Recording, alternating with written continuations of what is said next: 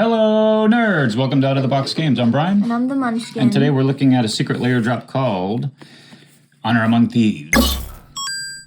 It's actually called more than that. It's called Dungeons and Dragons Honor Among Thieves. Yeah. But good enough. It's dangerous to go alone, so you have to take this. Take this, Munchkin. No, I'm kidding. What? All right, crack her open. Let's go. Whoa. That was... Hey, that's the D&D Dungeons symbol. and Dragons. Yeah. That's cool. Now, this is going to be a cool box because it's going to be showcase secret layer drop. Alright. I like the box. It's nice. It is. I love how it's nice and like just plain. Yeah. Nothing to plain. it. I thought it was going to be more fancy than that, but it's just got this little bit of writing here at the bottom. What's it say? Oh, just like made in China. Just kidding. It's the side. That looks awesome, man. Look at that. Splashy. Oh, I miss when they used to do these kind of boxings. Boxings? Packaging. Boxing matches. Dungeons and Dragons. Honor Among Thieves. Very cool. Love it. All right, take a look at those. See what you got. Okay. Ah. Can you see? Oh, I guess it's hard for you to see, but basically if you're right here, like in this area with the box, you're good. Let me make sure that's in focus. All right. So there's something. Okay, let's try to get this guy off of here. So like this is based off of the new Dungeons and Dragons movie. Yeah, so the designs of these cards are actually characters from the movie, pretty much. It's like portraits of the actors. Basically. There we go. Now we're in focus. Okay.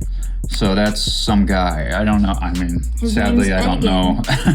No, I mean like the actor. I don't know who the actor is, but he's some guy. And we got Doric. Oh, and we have a bonus card on the back here, but I'm not going to flip that yet, okay? Yeah. Because I want to see if we can guess what it is. I have an idea what it might be, but it's either a basic land or maybe mimic or something. I don't know. Is or it token. Tiamat? I don't think it would be Tiamat because he's already been released in AFR, in the AFR set. Oh, yeah. We'll see. AFR. We'll see. All right, so there's 6 cards. I did a video of this. Actually, it was the last video I just uploaded. The breakdown was more like how to play these cards, like what kind of strategies you could use. Some examples of cards that they would work with, and I also broke down my opinions of the art already. So if you want to check that out, easy to find. That was the last video we uploaded. So this is who? What's his name? Edigan, the Larcenist Lutenist. So legendary creature, human bard, 3/3. Each non-land card in your hand without foretell is foretell. Foretell cost is equal to its mana cost reduced by 2. A little bit of math there. Yeah. Very strong card though, and he's only 3 mana. Oh, and when they do like crossover sets, they that's change right. the hologram. Yeah, it's this little triangle piece down here, which looks kind of cool. All right, kind of neat. All right, nice. No flavor text. It just says whenever you cast your second spell each turn, goad target creature an opponent controls. I feel like for these cards, they'd have like quotes of the movie for the flavor text. Yeah, that would actually be really nice. And I was thinking, I think it would be cool if they did like instead of a bonus card, like a bonus movie ticket kind of thing. Like you get 2 free tickets. Yeah. And it's like if you don't go to actually use them, then it's no loss, right? It's like not costing them anything. So I don't know. That would be kind of a cool way to promote the movie as well. I'm sure I'm not the only person who thought of that. All right, then we have, I don't know how you pronounce this. Zank? Yeah, that's what I would say. Yeah. Paladin Unbroken, or Paladin. Is it Paladin or Paladin? Tomato, tomato. This looks really cool. Isn't that nice? I like the other one better. Really? Yeah. I don't know. I like this, the aura of fire around him and everything. Yeah, That's it's pretty cool. wild. And the guy just looks really cool. He's got like this kind of like dark, creeped out look to him, and he's like something bad is coming, and he's unsheathing his sword, and it's gonna get serious. So this is a 4-drop human knight with double strike, and auras you control have exalted. Nice and simple. I love cards like this where it's just straightforward. Potentially very strong. That's a fun card to play, and it looks great. Oh. And then this guy, oh boy, this is who? Who this dude? Simon. Simon is Ryman, wild magic sorcerer, a 3-drop, 1/1 human elf shaman. It's a dice card. Yeah, this is cool. I love dice cards. We're gonna roll d20s with this. As I mentioned in my prior video, there's not a lot of there's not a lot of dice rolling cards yet, enough to really, I mean, you can make a dice rolling deck. I've done it, actually. I made 2, a blue and red one, and I can't remember the other color, but basically I made 2 versions of it, and they're fun to play. They're just very clunky. But I think they'll get there eventually. I hope they keep working in these mechanics. You could play this card if you're running Dimir with Sheoldred the Apocalypse. This will offer card draw at least. I mean, it's not like the best thing in the world to throw in there, but you know, it sounds like a really fun card to use. It's just one of those cards that's probably like not very practical. Yeah, because it's like there's not many dice cards out there. Yeah, so it's just hard to get the synergies. And yes, there's cards that can help you get a chance to roll a 20. But otherwise, rolling a 20 is really, really hard. So, like, actually getting that effect is going to be very, very unlikely. And then you have the Relentless Rager. That's what they used to call me in high school. A 4/6 with haste. She must be blocked if able. So what is that? It's basically like goad, pretty much. She pretty much has goad. Whenever she attacks each creature you control, attacking a player gets +1 until end of turn for each creature that player controls. So, yeah, so if like someone's rocking a lot of tokens, this thing, you know, your stuff could really bump up. She's 6 mana. I think probably the weakest card in the bundle. Still good. I mean, it's not like it's a bad card. It's just probably the one that's most lacking, but... How, though? Well, first of all, the cost is pretty prohibitive at 6 mana. 6 mana. She does have haste, so she strikes right away. It's just that it's not like it's going to be easily removable unless you attach something to it. You know, you get like boots on it or something. Give it hexproof or something, like, you know. Which is going to cost you even more mana. So like you might get basically like one good swing in with this card, but after that it's probably going to get removed, and then it's going to bump up 2 more mana if she's your commander. So it's just like, I don't know, man. It could work, and it's worth trying, but it's just the least appealing to me personally. I do love the art though, except her face just looks like it was like photoshopped on there. Yeah, but it does look pretty cool, right? Yeah, it does look cool. Coming through the fiery blaze. No flavor text on like any of these though, which is really kind of weird. Surprising, right? Huh. All right, you want to read this one off? Okay. What's this one about? This one is Forged Neverwinter. How do you say Charlatan. that? Okay.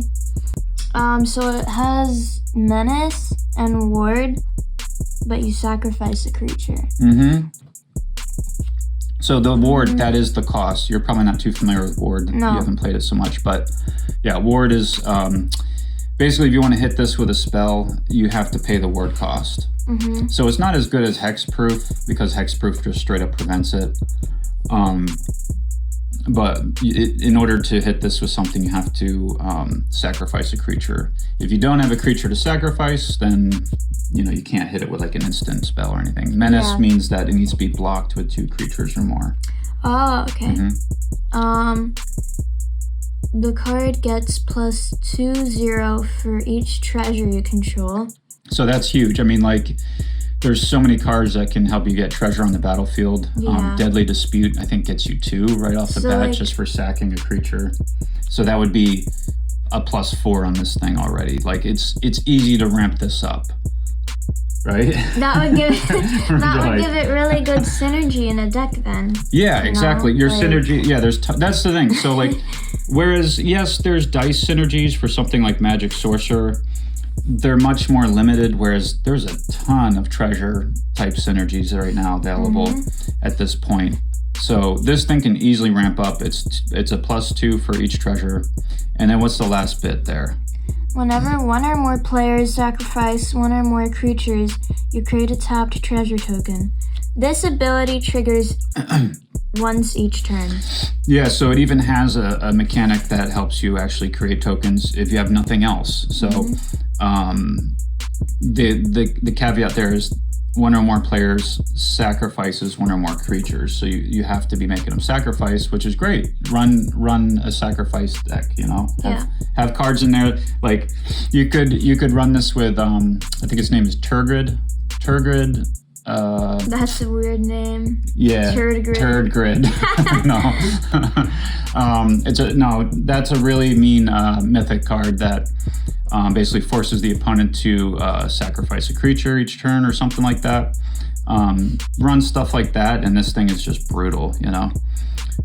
Anyway, so many ways to use this card. It does look a lot better in person. I thought it looked really whack. It is really weird seeing Hugh Grant on a Magic card. And I'm not really keen on seeing like real people on these cards. Yeah. It's strange. Like the whole Post Malone thing was strange to me. This is strange. What's that? He's like a musician or something. Oh. And Stranger Things, you know, like, I don't know, it's just strange. Like, but only if you like know the people. I mean, if I saw these 3, I wouldn't even tell. Yeah, I mean, yeah, but the thing is that they are, so if you know who they are, it's just strange. Like, this is the only one I know of, Hugh Grant, and because I'm old, you know, and like seeing him on this is really strange. It looks cool. Like, I just wish it didn't have his face on it. It's so weird. Yeah. But this is beautifully done. Look at the windows with the light shining through. Yeah. Nice warm tone. Really cool vibe. Very nice. The swashbuckling pimp. And then we have, ooh, this is nice. Wow. That's very cool. So this is Doric, Nature's What'd you call me? Warden. You call me a dork? I'm a nerd, not a dork. Oh, okay, go ahead. Okay. She has vigilance, and when Doric, Nature's Warden, enters the battlefield, search your library for a forest card. Put it onto the battlefield tapped, then shuffle. Nice. And whenever Doric attacks, you pay 2, and if you do, what do? You transform it. Transform it. Because, so this is the thing, this is a cool concept with this card, as I mentioned again in the prior video I made. Very cool concept, great art and everything, but what you're really doing here is you're paying 6 mana to get the creature that you want. And the thing is, when you do pay the 6 mana, because it's 4 plus the 2, and you have to be attacking, mind you. In order to transform this, you have to be attacking, and you pay the 2. That's kind of hard. And then you get your 6/6 Vigilant Trample Bird Bear. Okay? But it switches back at the beginning of your upkeep, transform Doric. So, it's a cool idea, but yeah, I would like this card to be cool if it at least had the option. Or some other way to activate the mechanic to switch it back. Yeah. Because when it switches back, I don't think you get to grab another land because she's already on the battlefield. It says Nature Warden, when Nature Warden enters the battlefield, search your library for a forest card. The great thing about this is that it's any forest card. It's not saying like a basic forest card or anything like that. So that opens up a lot of possibilities. You could grab like a dual land or whatever, you know. There's all kinds of options there. But anyway, so that's a great ability, but I don't think that's how this card works. It doesn't make sense that it would switch back and then you get to search for another another forest because she's already been cast. You can only transform it once? No, you can transform it multiple times, but what I'm saying is when it switches back, it's not being recast, it's not re-entering the battlefield. She's already on the battlefield. So I don't think you get to use that ability again. You'd have to blink it, basically, like with teleportation circle or something like that. Mm-hmm. At any rate, yeah, so it looks really cool. I love like the spiral of mystery going on there, and it's a bizarre creature, really strange creature. Yeah. But yeah, it's a clunky card, but very cool. Could be a lot of fun if you're into that sort of, concept, and if you can build around it and have it make sense for you. At any rate, what do we have left? I believe we have a bonus card. So you think it's Tiamat? Yeah. Do you really think it's Tiamat, or because Tiamat's already been printed? Just making a guess. Okay.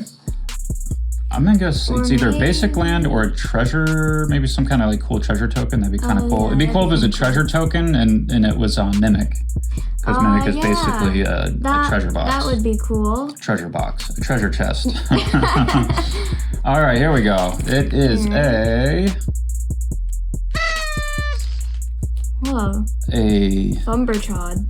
Thumberchod. A fat dragon. Hey, well, you're not far off. You did think it was a dragon. I did think it was a dragon. And this is cool. a chunky one. It's a very chunky dragon. All right, let's crack this open and see what's going on. Thumberchod. This is his first card. Is it? Yeah, I guess it is, isn't it? This is debut. Yeah, here we go. This is Thumberchod's debut. All right. So there's a whole lot of mana going on here, first of all. 7 mana. Yeah, 7 hits on that. Holy cow. This bad boy is a 5/5 with trample. No flying. Gotta love a dragon with no flying. That's a problem. Okay. Yep. When Thumberchod enters the battlefield, he deals X damage to each other creature without flying in each player, where X is the number of mountains you control. Mm-hmm. Oh, okay. So you run this in mono red, and basically it's just a big ass bomb going off. He's destroying creatures and players. Wow. You may exert Thumberchod as he attacks. When you do, he gains flying until the end of turn. Oh. Exert. An exerted creature won't untap during your next untap step. So basically it's vigilance. Okay. And it gains flying in that time. Okay, so he doesn't... So he flies when he attacks, but he can't... So his Achilles heel, if you will, is that he can't defend flyers, or basically... He can't defend against flyers or destroy them when you cast him.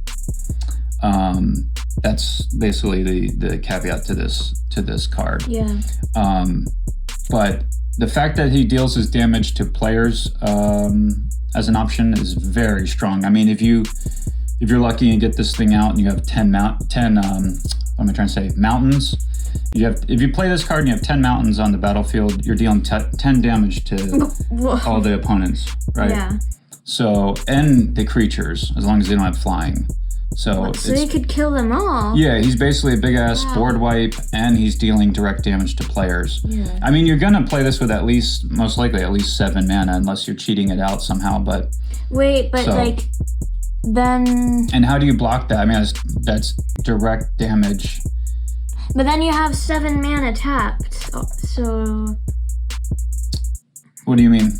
Like for this ability here, when you first play him, you already have 7 mana tapped. So right, but it's not contingent upon whether it's tapped or not. He deals X damage to each other creature without flying, and each player, where X is the number of mountains you control. Mm-hmm. It's however many mountains you control.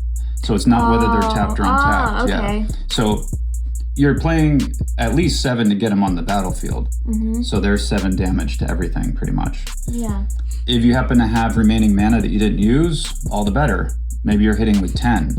So basically this card could end the game. This could be a game ender type thing, right? Yeah, like a massive board wipe. Yeah, it's very cool. That's actually a really cool bonus card. It's not a lane basic land or anything. Yeah. Yeah, it's a great looking set of cards right there. Wow, what a great deal. Do you think it was worth it? I do. I think it is definitely worth grabbing this set. I would highly recommend it. It's not very common that Secret Lair drops offer original cards. These are all originals. These aren't reprints or anything like that. And they have really cool concepts. Even the old Relentless Rager, it's a powerful card. It's just, I think it's just the weakest of the bunch, along with Wild Mage. But I love dice rolling in cards, so I do want to make that card work somehow. But this one, the Charlatan, is definitely, I think, the most powerful, as well as the Larcenist Lutenist. It's kind of like a toss-up between those two. Those have the most potential for sure. And then the Unbroken is probably in third spot for me. And I gotta say, this dragon's actually really interesting. It would be really, really cool to be able to blast that thing right down the battlefield and just wipe everything out. Sick. Love it, man. And we want to see this movie, right? Yeah. The trailer looks really good. I've never seen the trailer or the movie, actually. Well, I'm gonna show it to you, and maybe we'll check it out. I think that'd be a lot of fun. Yeah. So anyway, you can still get these. We're gonna try to post this video really quick, and you can order these, I believe, for like 15 more days yet or something. A good chunk of time. At any rate, definitely recommend snatching these up while they're available. Yeah, definitely. Because I think it's gonna be. I really don't think any of these are gonna be like cards that are pretty cheap on TCG, with the exception of Relentless Rager. You could probably, I'm assuming you're going to be able to grab that for maybe $5. Have you seen how much they are on TCG? I don't think they're listed yet. Oh, wow. Yeah, but I suspect this one will be the cheapest, and you could probably grab that for $5 foiled. But the rest, I think, are going to sit at probably, my guess would be like around $15 to $20. I could be way wrong on that, but I would pick it up, especially for the bonus card. This is a pretty sick little dragon here. That'd be a lot of fun to play. Anyway, shoot us a comment if you will. Definitely like this video. We appreciate that. And subscribe if you haven't already. And we'll see you nerds later. Bye. Bye.